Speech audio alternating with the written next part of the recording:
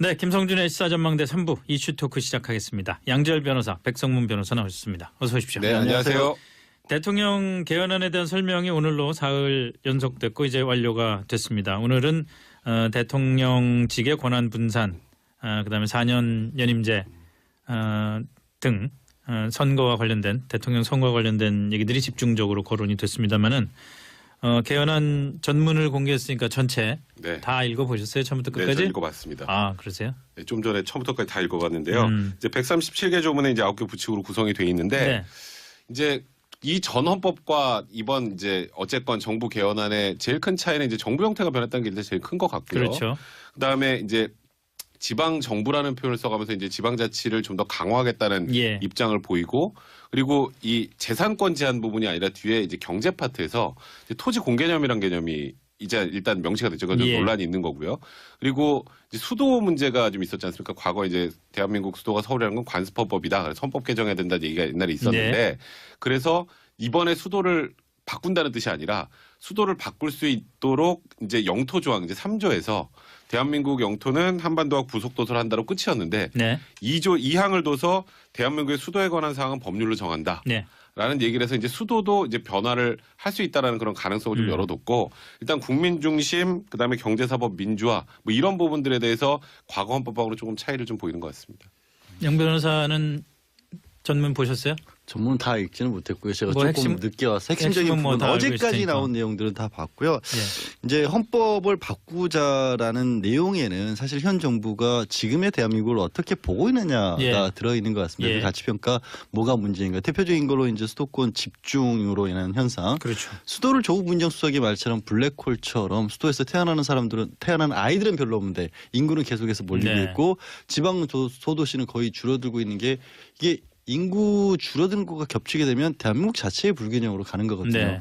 그 현상에 부채질을 하는 것 중에 하나가 경제적으로는 사실 부동산의 비정상적인 운영입니다. 그러니까 토지를 뭐 사용 수익한다는 그런 어떤 것이 아니라 아무것도 쓰지 않으면서도 이걸로 그냥 이 한 번 차지한 상황 80년대 90년대 우리가 급격하게 경제가 성장하면서 한 번 토지를 차지한 이후에는 그 부분들은 더 이상 돈을 뭐 움직일 필요도 없고 네. 아무리 열심히 일을 해도 이 부동산을 또 안 가진 사람들은 따라잡을 수가 없고 예, 예. 뭐 그런 상황들, 그런 인식 같은 것들, 그리고 대통령제 같은 경우에도 연임제를 하는 걸 가지고 이제 뭐 정치권에서 말이 많은데 4년 하면 대통령 권한 빼놓겠다고 하자는 개헌인데 오히려 대통령 권한이 더 좋아지는 게 아니냐. 근데 현재 문제점은 대통령이 이 일을 잘해도 5년에 끝나고 못해도 5년에 끝나고 하다 보니까 이게 정말 잘해서 정책의 연속성상에 있을 필요가 있다라고 한다면 한 번 정도 기회를 더 주는 게 예. 맞다라는 판단. 대신 이게 못하는 경우면 더 빨리 끝내야 될 필요도 있지 않습니까? 4년으로 그렇죠. 줄여놨기 때문에 못할 경우는 한 번으로 끝나니까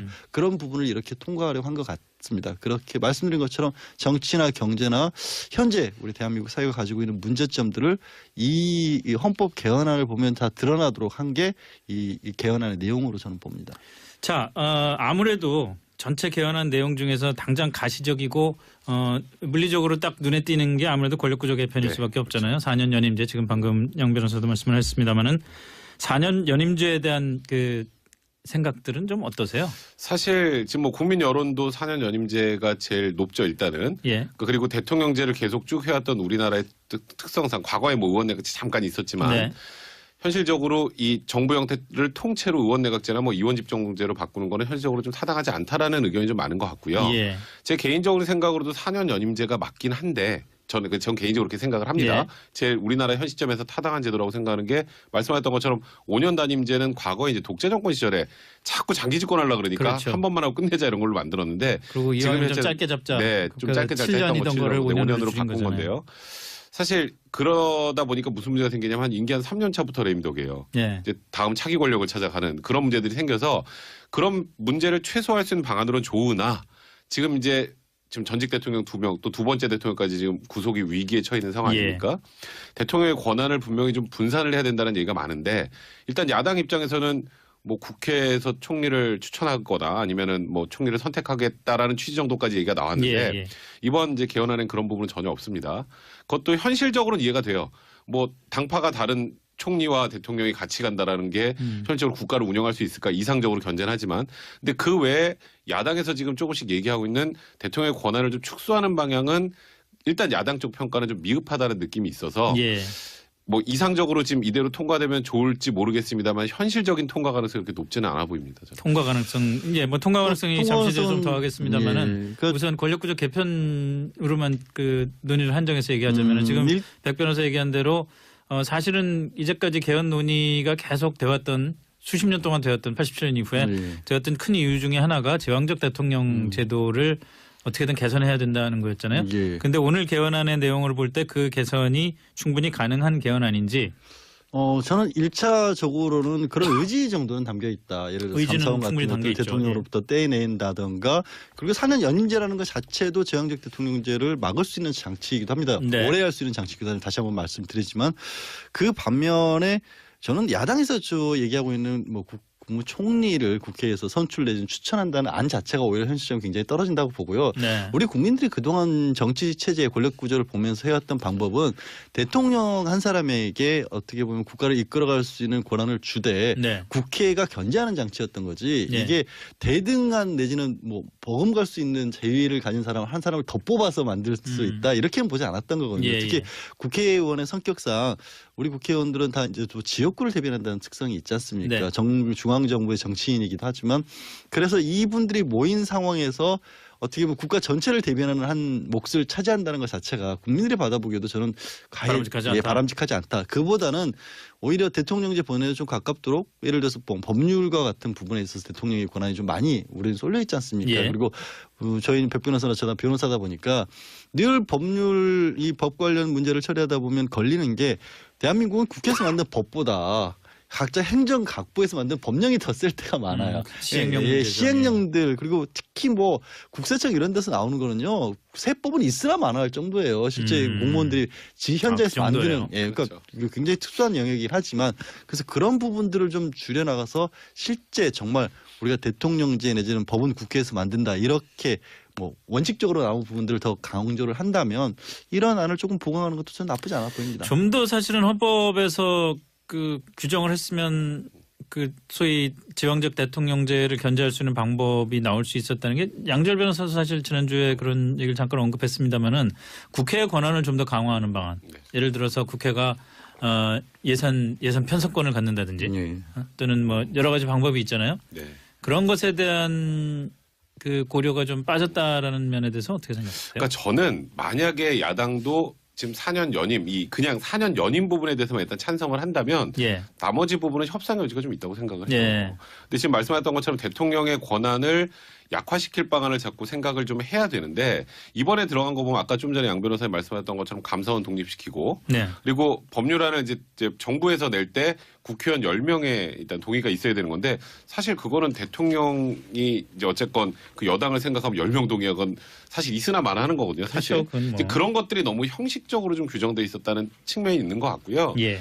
그러니까 일단은 지금 현 시점에서는 뭐 지금 현재 정부의 생각은 4년 연임 대통령제로 가고 일단 대통령의 권한을 약화시키겠다는 의지만 헌법에 보이지 않던 것 같아요. 실질적으로 그러니까 명확하게 대통령의 권한이 많이 떨어진다라고 생각이 들진 않더라고요. 네. 이제 그런 부분들 아까 말씀하셨던 것처럼 이제 뭐 법률이나 예산대원 관련된 부분에 대해서 국회 권한을 좀 강화하는 건 그거는 국회에서 지금 무조건 지금 아예 이제 뭐 정부는 안 받겠다는 입장 아니겠습니까 야당에서? 네. 그 야당에서도 오히려 그런 부분을 들고 나와서 뭔가 협상의 카드로 써야지 지금처럼 무조건 보이콧하는 거는 좀 옳지 않다 저는 개인적으로 또 생각이 드네요. 일단 뭐 제왕적 대통령으로 얘기는 하지만 사실 정권마다 과연 정말 제왕적 대통령이었냐 아니었느냐를 다툴 수 있는 여지는 충분히 있을 것 같고요. 예.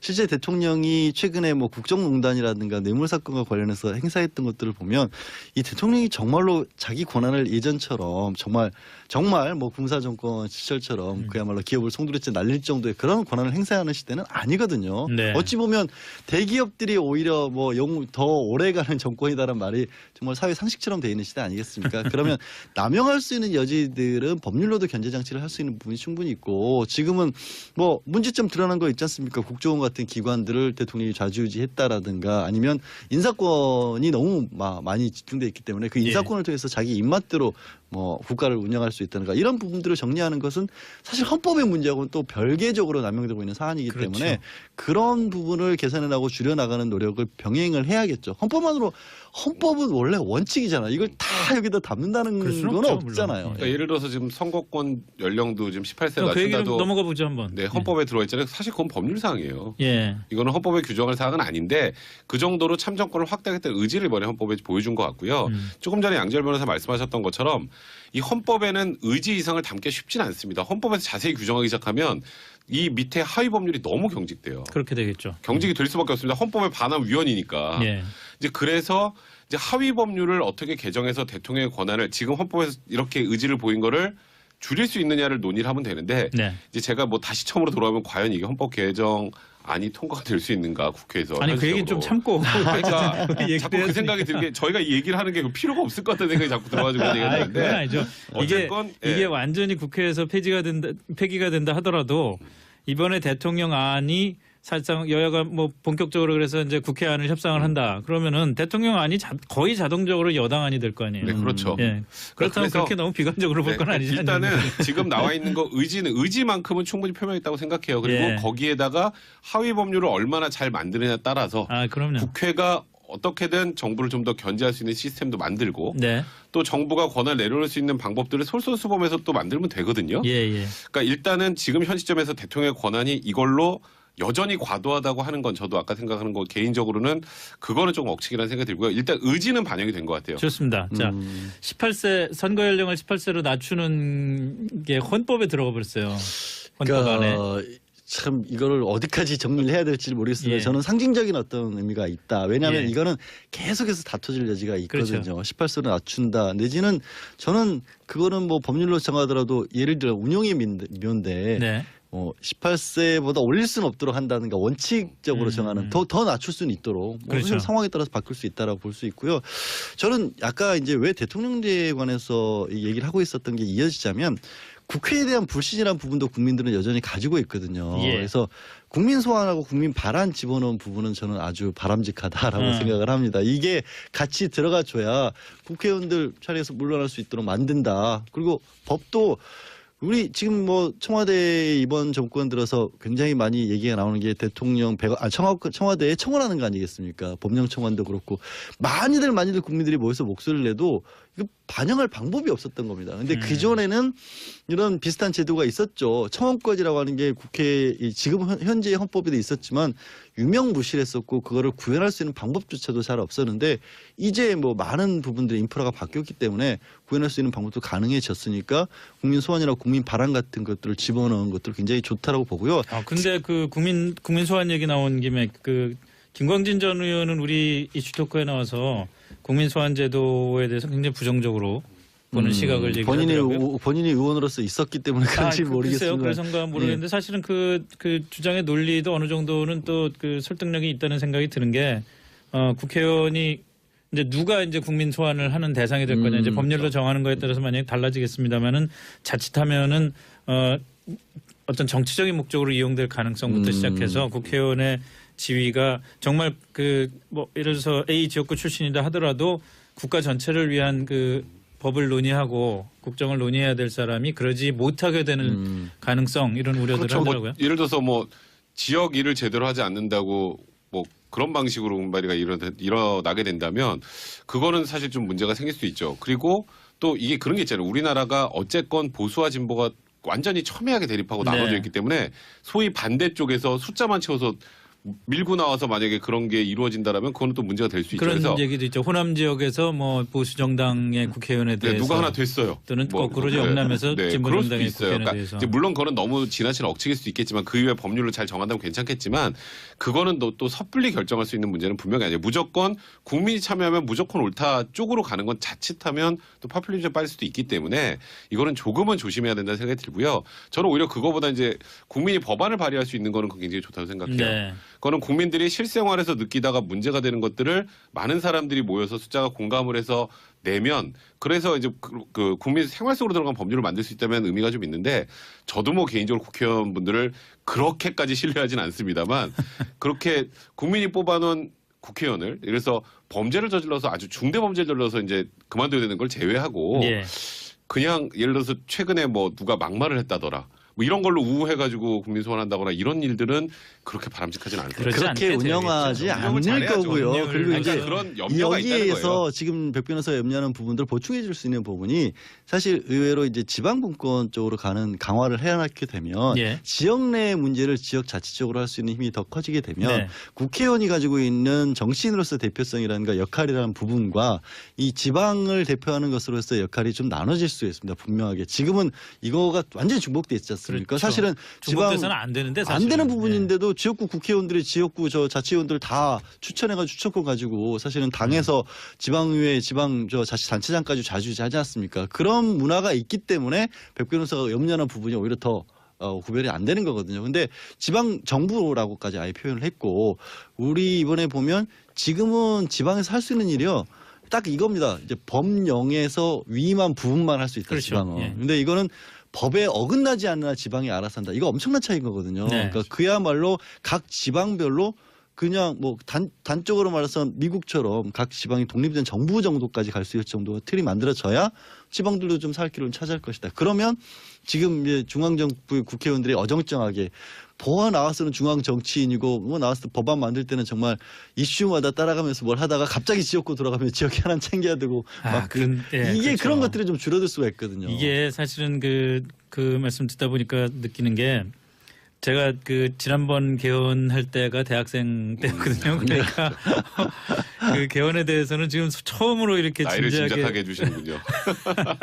그 뭐 숨길 것도 아니니까 처음으로 진지하게 개헌 문제에 대해서 이제 저도 들여다보고 지금 한 며칠째 그러고 있는 중인데 개헌이라는 게 참 정말 많은 논의를 거쳐야 되고 또 그 여러 사람들의 의견을 들어야 된다는 생각이 드는 게 지금 국민 소환 문제도 국민 소환이라는 게 이상적인 민주주의에서 이상적인 어떤 제도로서의 가치는 있지만 보완해야 될 부분이 이렇게 많다는 얘기를 지금 하고 있는 거고 심지어는 지방분권 문제만 갖고서도요. 네. 먼저 저는 깜짝 놀랐던 게 어제 이슈 토크를 하면서 어제 김병민 교수하고 김수민 평론가가 하는데 두 분 다 그 구의회랑 시의회 의원 출신이란 말이에요. 아, 예. 그래서 지방분권에 대해서 당연히 뭐 찬성을 하시겠죠 이렇게 얘기했는데 둘 다 반대를 하는 거예요. 반대라기보단 그 부정적인 효과에 대해서 이제 얘기를 하는 거죠. 예를 들어 뭐 복지 정책 같은 경우에 지방분권이 완전히 정착될 경우에는 오히려 지방 정부는 복지 정책에 대해서 중앙 정부가 관여하는 것보다는 덜 할 가능성, 그 예산을 오히려 그렇죠. 쌓기용 뭐 SOS에 투자할 가능성 이런 걱정을 하더라고요. 그래서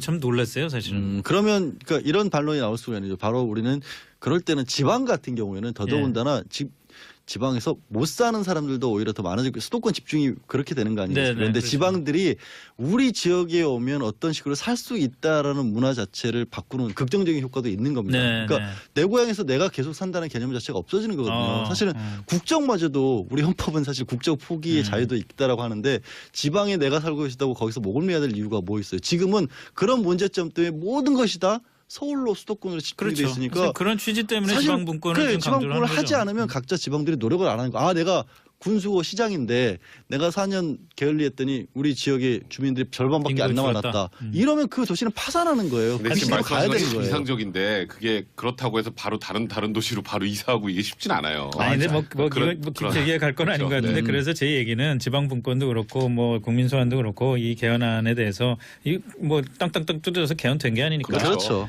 그 깊이 있고 시간이 급하면은 빨리라도 서둘러서 충분히 논의를 좀 하고 의견들을 들어봐야 된다라는 얘기를 하다 보니까 이렇게 길어졌습니다. 대선 결선 투표에 대해서는 어떻게 생각을 하세요? 저는 그거는 좀 의미가 있다고 생각이 들어요. 네. 그러니까 어쨌건 지금 현재도 당이 다당제고요. 다수당이 있고 그리고 50%가 되지 않는 보통 투표율을 가지고 득표율을 가지고 대통령이 되는 경우가 많지 않습니까? 네. 아무래도 정통성 문제에서는 좀 문제가 생길 거라는 생각이 들어요. 그러니까 그래서 일단은 과반 이상의 득표를 한 대통령이 대통령으로서의 어찌 보면 그 권한 행사하는 게 좀 더 용이하다고 할까요? 그래서 일단 후보도 여러 명 나올 수도 있고 네. 괜히 뭐 대통령 선거되면 이것도 이합집산 해가지고 어떻게든 1대1로 한번 붙게 좀 모이고 이런 것들도 좀 사라지고요. 예. 각자 제대로 된 정책을 내고 각자 평가를 받고 나중에 결선 투표를 해서 최종적으로 2명 남는 경우에 그중에 이제 50% 이상 득표하는 사람을 대통령으로 선출하는 거라면 저는 의미가 있는 제도로 생각됩니다. 저는 동의하십니까? 뭐 상징적인 것 같아요. 사실 예. 이번 대선 같은 경우에는 조금 특이한 특수한 경우고, 경우였고 현실적으로 봤었을 때는 저는 실질적인 필요성이 그렇게 높을 것 같지는 않습니다. 다만 이 의미를 두는 것 정도 그런 어떤 정치 상황의 변동에는 백 변호사가 얘기했던 부작용 같은 게 생기는 경우가 네. 있을 수 있잖아요. 네. 그런 걸 막는 정도인 거지 앞으로 또 막 3-4명씩 난립하는 그런 일이 근데 있지 실제로 않기를 50% 바라는 50% 거죠. 넘는 그러니까 경우에 당선된 경우가 별로 없어요. 생각보다 많지는 네. 않은데 그러니까 그런 최근 들어서 한 번밖에 없잖아요. 네, 그런 박근혜 노력은 하나 그렇게 아닌가요? 없을 거예요. 네. 자, 지금까지 백 변호사가 늘 계속 하고 싶었던 얘기, 개헌안 국회로 갑니다. 그러면 어떻게 될까요? 지금으로 봐서는 가능성이 별로 없어 보입니다. 네. 그러니까 지금 일단 6.23 지방선거하고 연동시켜서 하겠다는 게 이제 정부의 입장이고요. 그렇죠. 사실 저번 대선에 다른 야당들 다 그렇게 했는데 이게 좀 보면 이 정부 형태와 관련해서도 이해관계가 너무 다 다르고요. 당마다. 이제 그러다 보니까 쉽사리 이 부분을 합의하기 쉽지 않을 텐데 청와대는 일단 여론을 좀 조성을 해서 밀어붙이겠다라는 입장이긴 하나 국회에서 통과가 안 되면은 또 국민투표로 갈 수가 없는데요. 그래서 현실적으로 지금 시간상 그건 쉽지는 않을 것 같습니다. 예, 그건 뭐 의견 발의를 예. 26일까지 하지 않으면 일정이 안 맞는 건 사실이기 때문에 저도 백 변호사와 마찬가지인데 근데 이렇게라도 내놓지 않았으면 저희도 이렇게 얘기 안 하고 있었을 겁니다. 그러면도 국회에서 있죠. 절대로 안 움직였을 거예요. 그건 맞습니다. 그러니까 예, 그래서 자, 마무리하기 전에요. 이 개헌안이 만약에 통과가 되고 국민투표에서 채택이 됐다면은 4년 연임제 다음 대통령 선거에 도전을 해볼 법했던 분 안희정 전 충남지사를 두고 지금 검찰이 2차례 조사를 했고 이제 영장 청구 여부 또 신병 처리 방향 뭐 검토에 들어갔다고 그러는데 어떻게 될 것 같습니까? 일단 위력에 의한 간음이나 추행 갖고 통상적으로 구속영장 청구되는 거의 없어요. 네. 근데 이거는 워낙 이제 유력 인사고 사회적으로 무리가 컸으니까 지금 구속영장 청구 가능성을 검토하는데 일단 저희가 확인을 못했습니다만 안희정 전 지사 측에서 뭐 피해자들과 찍었던 사진들도 지금 증거로 제출했고 예. 합의에 의한 성관계라고 계속 주장을 하고 있는 상황이죠. 네. 근데 수사기관 입장에서도 이게 합의인지 위력인지 명확하지 않으면 구속영장 청구하기 좀 힘들어요. 저는 그래서 개인적으로 생각할 때는 지금 현재 뭐 안희정 지사가 잘했다는 의미가 아니라 예. 구속영장까지 청구하기는 좀 부담이 될 것이다. 네. 저는 개인적으로 생각됩니다. 구속영장 청구할 정도가 되면 이제 더 잘 아시겠지만 언론에 무슨 얘기가 나왔어야 되지 않을까요? 압수수색 결과 했더니 뭐가 나왔다더라. 그러니까 이걸 보니까 뭐 좀 뭐 메시지 같은 거가 뭐 정말 다 강압적으로 뭐 군대에서 네. 명령하듯이 네. 이런 게 나왔다는 게 어느 기자인가는 써야 될 것 같은데 아무 기자도 어떤 기자도 쓰고 있질 않아서 취재를 게을리하는 건지 아니면 검찰이 찾지를 못한 건지 모르겠습니다. 그 반에서 백 변호사가 얘기한 것처럼 안전지사 측에서 뭐 통화 내역이라든가 사진이라든가 이런 것들 냈다는 게 네. 그 내용이 뭔지를 궁금한데 그게 설득력이 있다면 영장 다툴만 못 청구, 하다면, 네. 못 청구 못하는 거고 그게 뭐 말도 안 되는 얘기라면 청구하겠죠. 그 대대적인 압수수색에서 이 건과 다른 뭔가가 나왔다면은 그건 어떻게 되나요? 어떻게 해야 되나요? 사실 그런 경우에는 그 압수수색 자체가 불법이긴 합니다. 별건이죠. 거기서 별건. 나와요. 별건으로 그러니까 압수수색하는 정말 건 명백한 불법이죠. 별건 예를 들어서 뭐 정치자금이나 무슨 뭐 이런 게 나왔다면 근데 그거는 과거에 기억하실지 모르겠지만 박찬주 그 장군이었나요? 그 당시에 그 뭐 사병들한테 뭐 좀 부당행위 그렇죠. 시켰다. 예. 근데 엉뚱하게 딴 거 가지고 구속 한번 뇌물인가 됐었잖아요. 뭐 그런 걸로 그때도 됐잖아요. 위법성 문제가 논란이 됐었습니다. 이번에도 압수수색했으면 뇌물 얘기하니까 갑자기 뭐 그런 거 나올 수도 있잖아요. 주사실 압수수색했는데 뇌물이나 김영란법 이런 거 걸릴 수도 있는데 그걸로 하면 또 여론이 별로 좋지 않을 것도 같은데 만약에 하게 되면. 알겠습니다. 여기까지 하죠. 지금까지 백성문 변호사, 양재열 변호사와 함께했습니다. 두 분 수고하셨습니다. 네, 고맙습니다. 얘기를 하지만 그래서 그런 부분들을 좀 줄여나가서 실제 정말 우리가 대통령제 내지는 법은 국회에서 만든다 이렇게 뭐 원칙적으로 나온 부분들을 더 강조를 한다면 이런 안을 조금 보강하는 것도 저는 나쁘지 않아 보입니다. 좀 더 사실은 헌법에서 그 규정을 했으면 그 소위 지왕적 대통령제를 견제할 수 있는 방법이 나올 수 있었다는 게 양재열 변호사도 사실 지난주에 그런 얘기를 잠깐 언급했습니다마는 국회의 권한을 좀 더 강화하는 방안. 예를 들어서 국회가 예산 편성권을 갖는다든지 예. 또는 뭐 여러 가지 방법이 있잖아요. 네. 그런 것에 대한 그 고려가 좀 빠졌다라는 면에 대해서 어떻게 생각하세요? 그러니까 저는 만약에 야당도 지금 4년 연임 이 그냥 4년 연임 부분에 대해서만 일단 찬성을 한다면 예. 나머지 부분은 협상 여지가 좀 있다고 생각을 해요. 예. 근데 지금 말씀하셨던 것처럼 대통령의 권한을 약화시킬 방안을 자꾸 생각을 좀 해야 되는데 이번에 들어간 거 보면 아까 좀 전에 양 변호사님 말씀하셨던 것처럼 감사원 독립시키고 네. 그리고 법률안을 이제 정부에서 낼 때 국회의원 10명의 일단 동의가 있어야 되는 건데 사실 그거는 대통령이 이제 어쨌건 그 여당을 생각하면 10명 동의하건 사실 있으나 마나하는 거거든요. 사실 그렇죠, 그건 뭐. 이제 그런 것들이 너무 형식적으로 좀 규정돼 있었다는 측면이 있는 것 같고요. 예. 그러니까 일단은 지금 현 시점에서는 뭐 지금 현재 정부의 생각은 4년 연임 대통령제로 가고 일단 대통령의 권한을 약화시키겠다는 의지만 헌법에 보이지 않던 것 같아요. 실질적으로 그러니까 명확하게 대통령의 권한이 많이 떨어진다라고 생각이 들진 않더라고요. 네. 이제 그런 부분들 아까 말씀하셨던 것처럼 이제 뭐 법률이나 예산대원 관련된 부분에 대해서 국회의 권한을 좀 강화하는 건 그거는 국회에서 지금 무조건 지금 아예 이제 뭐 정부는 안 받겠다는 입장 아니겠습니까 야당에서? 네. 그 야당에서도 오히려 그런 부분을 들고 나와서 잖아요. 4년 연임제 지금 방금 양 변호사도 말씀을 했습니다마는 4년 연임제에 대한 그 생각들은 좀 어떠세요? 사실 지금 뭐 국민 여론도 4년 연임제가 제일 높죠 일단은. 예. 그리고 대통령제를 계속 쭉 해왔던 우리나라의 특성상 과거에 뭐 의원내각제 잠깐 있었지만 네. 현실적으로 이 정부 형태를 통째로 의원내각제나 뭐 이원집정제로 바꾸는 거는 현실적으로 좀 타당하지 않다라는 의견이 좀 많은 것 같고요. 예. 제 개인적으로 생각으로도 4년 연임제가 맞긴 한데 전 개인적으로 그렇게 생각을 합니다. 예. 제일 우리나라 현 시점에서 타당한 제도라고 생각하는 게 말씀하셨던 것처럼 5년 단임제는 과거에 이제 독재 정권 시절에 자꾸 장기 집권하려고 그러니까 그렇죠. 한 번만 하고 끝내자 이런 걸로 만들었는데 그리고 이왕이면 좀 짧게 잡자. 네, 좀 짧게 잡자 했던 7년이던 거를 5년으로 5년으로 바꾼 건데요. 사실 그러다 보니까 무슨 문제가 생기냐면 임기 한 3년 차부터 레임덕이에요. 예. 이제 다음 차기 권력을 찾아가는 그런 문제들이 생겨서 그런 문제를 최소화할 수 있는 방안으로는 좋으나 지금 전직 대통령 2명 또 두 번째 대통령까지 지금 구속이 위기에 처해 있는 상황 아닙니까? 대통령의 권한을 분명히 좀 분산을 해야 된다는 얘기가 많은데 일단 야당 입장에서는 뭐 국회에서 총리를 추천할 거다 아니면은 뭐 총리를 선택하겠다라는 취지 정도까지 얘기가 나왔는데 예. 이번 이제 개헌안엔 그런 부분은 전혀 없습니다. 그것도 현실적으로는 이해가 돼요. 뭐 당파가 다른 총리와 대통령이 같이 간다라는 게 현실적으로 국가를 운영할 수 있을까 이상적으로 견제는 하지만 근데 그 외에 야당에서 지금 조금씩 얘기하고 있는 대통령의 권한을 좀 축소하는 방향은 일단 야당 쪽 평가는 좀 미흡하다는 느낌이 있어서 예.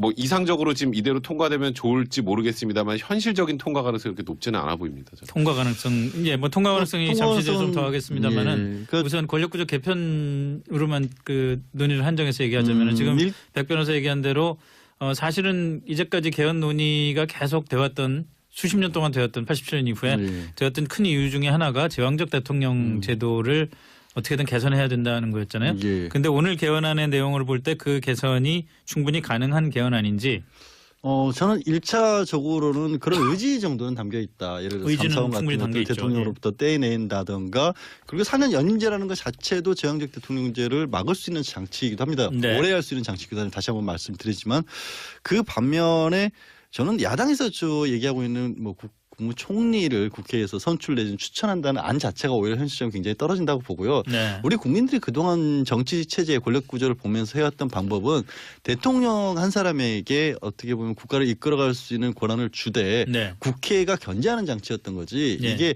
대등한 내지는 뭐 버금갈 수 있는 재위를 가진 사람 한 사람을 더 뽑아서 만들 수 있다 이렇게는 보지 않았던 거거든요. 예, 특히 예. 국회의원의 성격상 우리 국회의원들은 다 이제 또 지역구를 대변한다는 특성이 있지 않습니까? 네. 중앙정부의 정치인이기도 하지만 그래서 이분들이 모인 상황에서 어떻게 보면 국가 전체를 대변하는 한 몫을 차지한다는 것 자체가 국민들이 받아보기에도 저는 바람직하지 않다. 바람직하지 않다. 그보다는 오히려 대통령제 본회의에 좀 가깝도록 예를 들어서 법률과 같은 부분에 있어서 대통령의 권한이 좀 많이 우리는 쏠려 있지 않습니까? 예. 그리고 저희는 백 변호사나 저나 변호사다 보니까 늘 법률 이 법 관련 문제를 처리하다 보면 걸리는 게 대한민국은 국회에서 만든 법보다 각자 행정각부에서 만든 법령이 더 쓸 때가 많아요. 시행령 문제죠. 시행령들 그리고 특히 뭐 국세청 이런 데서 나오는 거는요. 세법은 있으나 마나할 정도예요. 실제 공무원들이 현장에서 그 정도예요. 만드는 그러니까 그렇죠. 굉장히 특수한 영역 지금의 대한민국을 어떻게 보고 있느냐가 예. 들어있는 것 같습니다. 예. 그 가치평가 뭐가 문제인가. 대표적인 걸로 이제 수도권 집중으로 인한 현상. 그렇죠. 수도를 조국 민정수석의 말처럼 블랙홀처럼 수도에서 태어나는 아이들은 별로 없는데 인구는 계속해서 몰리고 네. 있고 지방 소도시는 거의 줄어들고 있는 게 이게 인구 줄어드는 것과 겹치게 되면 대한민국 자체의 불균형으로 가는 거거든요. 네. 그 현상에 부채질을 하는 것 중에 하나가 경제적으로는 사실 부동산의 비정상적인 운영입니다. 그러니까 토지를 뭐 사용 수익한다는 그런 어떤 것이 아니라 아무것도 쓰지 않으면서도 이걸로 그냥 이 한 번 차지한 상황 80년대 90년대 우리가 급격하게 경제가 성장하면서 한 번 토지를 차지한 이후에는 그 부분들은 더 이상 돈을 뭐 움직일 필요도 없고 네. 아무리 열심히 일을 해도 이 부동산을 또 안 가진 사람들은 따라잡을 수가 없고 예. 뭐 그런 상황들 그런 인식 같은 것들 그리고 대통령제 같은 경우에도 연임제를 하는 걸 가지고 이제 뭐 정치권에서 말이 많은데 4년 하면 대통령 권한 빼놓겠다고 하자는 개헌인데 오히려 대통령 권한이 더 좋아지는 게 아니냐. 근데 현재 문제점은 대통령이 이 일을 잘해도 5년에 끝나고 못해도 5년에 끝나고 하다 보니까 이게 정말 잘해서 정책의 연속성상에 있을 필요가 있다라고 한다면 한 번 정도 기회를 더 주는 게 예. 맞다라는 판단. 대신 이게 못하는 경우면 더 빨리 끝내야 될 필요도 있지 않습니까? 4년으로 줄여놨기 때문에 못할 경우는 한 번으로 끝나니까 그런 부분을 이렇게 통과하려고 한 것 같습니다. 그렇게 말씀드린 것처럼 정치나 경제나 현재 우리 대한민국 사회가 가지고 있는 문제점들을 이 헌법 개헌안을 보면 다 드러나도록 한 게 이 개헌안의 내용으로 저는 봅니다. 자, 아무래도 전체 개헌안 내용 중에서 당장 가시적이고 물리적으로 딱 눈에 띄는 게 아무래도 권력구조 개편일 네. 수밖에 없죠. 네, 김성준의 시사전망대 3부 이슈 토크 시작하겠습니다. 양지열 변호사, 백성문 변호사 나오셨습니다. 어서 오십시오. 네, 안녕하세요. 대통령 개헌안에 대한 설명이 오늘로 사흘 연속됐고 이제 완료가 됐습니다. 오늘은 대통령직의 권한 분산, 그다음에 4년 연임제 등 선거와 관련된 대통령 선거와 관련된 얘기들이 집중적으로 거론이 됐습니다만은 개헌안 전문을 공개했으니까 전체 네. 다 읽어보셨어요? 처음부터 네, 끝까지? 저 읽어봤습니다. 아, 그러세요? 네, 좀 전에 처음부터까지 다 읽어봤는데요. 이제 137개 조문에 이제 9개 부칙으로 구성이 돼 있는데 네. 이제 이 전 헌법과 이번 이제 어쨌건 정부 개헌안의 제일 큰 차이는 이제 정부 형태가 변했다는 게 일단 제일 큰 것 같고요. 그렇죠. 그다음에 이제 지방 정부라는 표현을 써가면서 이제 지방자치를 좀 더 강화하겠다는 예. 입장을 보이고 그리고 이 재산권 제한 부분이 아니라 뒤에 이제 경제 파트에서 이제 토지 공개념이란 개념이 이제 일단 명시가 됐죠. 그건 좀 예. 논란이 있는 거고요. 그리고 이제 수도 문제가 좀 있었지 않습니까? 과거 이제 대한민국 수도가 서울이라는 건 관습헌법이다. 그래서 헌법 개정해야 된다는 얘기가 옛날에 있었는데 네.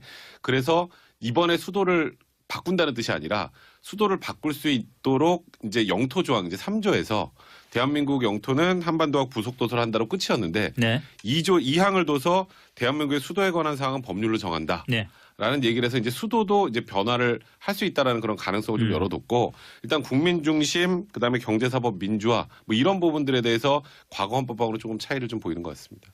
양 변호사는 전문 보셨어요? 전문 다 읽지는 못했고요. 제가 뭐 조금 핵심- 늦게 와서 핵심적인 핵심은 뭐 부분 다 알고 어제까지 있으니까. 나온 내용들은 다 봤고요. 예. 이제 헌법을 바꾸자라는 내용에는 사실 현 정부가